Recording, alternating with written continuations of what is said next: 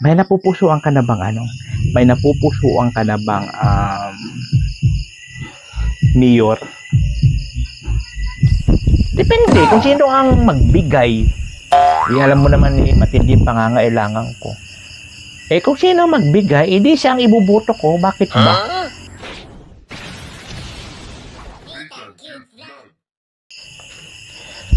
Ay, nako talaga. Ang init. Kung ganito naman lagi dito sa probinsya, abay. Ay, nako. Sobrang init. Run out na naman. Ay, nako lamang.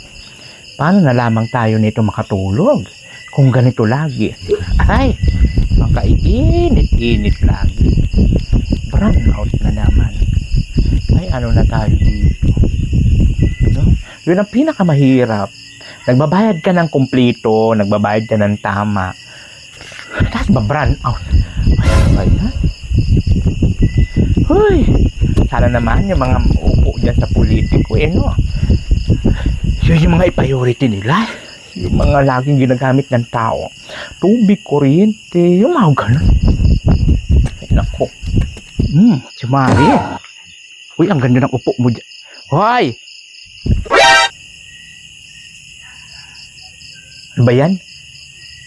Bigla ka na lang sumusulpot dyan. Kaloka ka? Ay, ang ganda ng upuan yan. Dunya na dunya. Ayaw, di ma. Ito. Init-init. Kaya dito tayo sa labas. Ay, super init. Oo nga. No? Burnout na naman. Ay, ewan ko ba? Kaya nga. Kanina pa to. Super init. Pati na pa rito. Ano sadya mo? Di, galing ako dun kala kumaring puring. Di ba? Pagdaan ko dito, nakita ang ganda ng upuan. Dunya na dunya. Ewan ko ba? Ewan ko ba dito sa lugar natin, no? Madalas na lang nagba-burn out.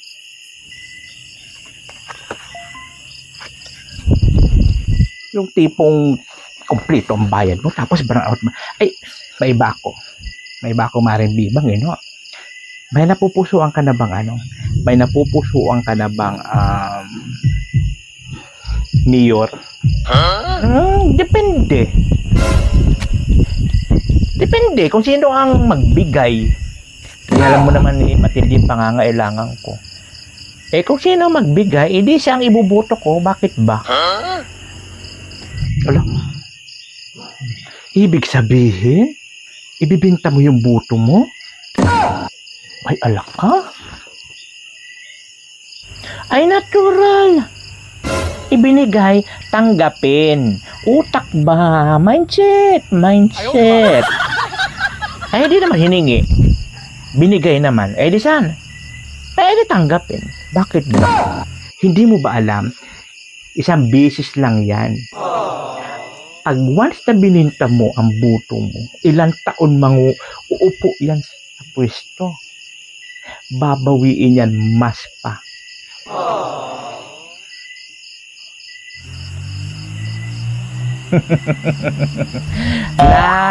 Napaka-easy. Napakadali naman ng question mo yan. Thank you for that wonderful question.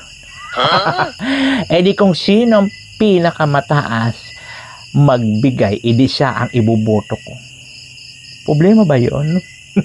Bayan, napakadali.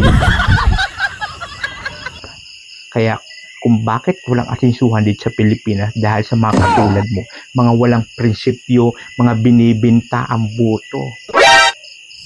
Hoy, mga prinsipyo nalalaman ka dyan. Ang kailangan utak. Diba? Utak ang ginagamit. Abi mal, hindi. Hoy, ha. For your information, hindi hiningi, binigay. Oh no! Ano lang ako sa practical, prinsipyo. Kung magugutom ka, prinsipyo pa rin. Ay, inda. Kasura. Kailangan pa ba umisip mga ganyan-ganyan? Saka alam mo, kahit sino ang makalabas dyan, wala namang pakialam yan sa'yo. Ay, buti kilala ka niyan. Di ba? Ang pinakadabis pa rin na gawin. Sarili mo. Magsikap ka. Huwag iasa dyan sa mga politiko-politiko na yan. Kahit sinong makalabas dyan sa politiko na yan. Hindi mo naman yan mahingaan ng araw-araw na gastusin mo. Mahingaan mo ba yan? Araw-araw pambayad, pangkain mo, pambaon sa school ng mga anak mo? Di ba? Pambayad sa kuryente, sa ilaw. Isang beses pili ka pagbigyan yan. Pero kung paulit-ulit ka, ewan ko lang kung well, sarili mong diskarte ang kailangan dyan. Hindi yun, ay naku, mga lumang tugtugin na yan. Mga prinsipyo. Ay naku, mga ganyan-ganyan bagay. Huwag mo nga akong paandaran yan mga prinsipyo. Kala mo naman kung hindi ko alam ang baho mo. Huh? Kala mo naman kung hindi ka kabit ng kapitan. Yan ba'y may prinsipyo? At tigilan mo nga ako dyan. Wala mo kang prinsipyo. Ay nako. Ay importante utak ang gamitin sa kadiskarte sa buhay.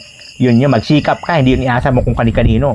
Hindi mo pwede asa sa mga kung sinong Poncio Pilato na politiko dyan ang pag-asiso mo sa buhay. Huh? Tigilan mo nga ako dyan. Ang dami na agad sinabi. Nagtatanong lang naman kung sino ibubutong mayor. Ang dami na agad sinabi. O siya, makaalis na nga.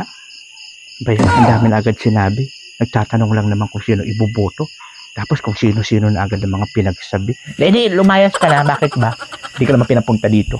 Huh? Hanggang napunta sa mga kabit-kabit. So, no? Grabe naman. Di ba? Tama ako, di ba? Sarili mong pagsisikap, hindi yung iasa mo sa politiko. Oh, nothing cute love, ikaw